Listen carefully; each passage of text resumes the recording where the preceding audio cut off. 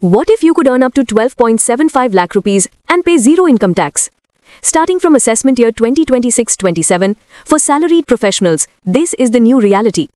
This is not a dream. This is the new reality of India's personal tax landscape. India's taxation framework is at a historic turning point. We are rapidly moving away from a complex system of collecting proofs and towards a new simple and easy default regime.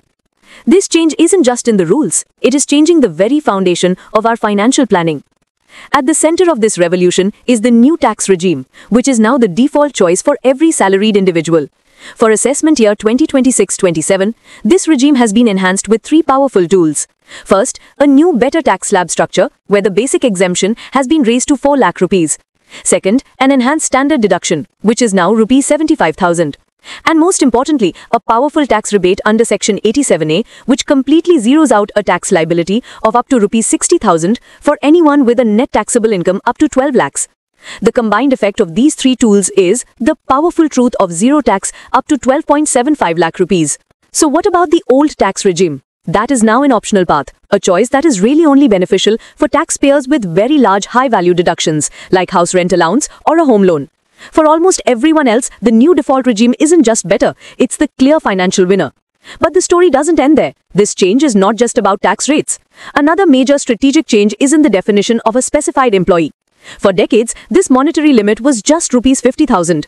Now it has been increased 8 times to rupees 4 lakhs. What does this mean? It means millions of employees now fall into the non-specified category. And for employers, this is a golden opportunity. They can now offer their employees high-value benefits like a company car, education facilities or domestic help completely tax-free instead of a cash raise. This single change will redefine compensation strategy across the country. The good news is that your core retirement benefits like gratuity with its 20 lakh tax exemption and leave encashment with its 25 lakh limit are fully protected in both regimes. And one more crucial point. If you receive any salary arrears, it is now mandatory to file Form 10E to claim relief under Section 89. This is more than just a change in rules. It is a fundamental policy shift, a new direction towards simplicity, transparency, and your financial empowerment. It gives employers a better strategy and employees more purchasing power. So, in this new tax era, the question isn't just about how much tax you save.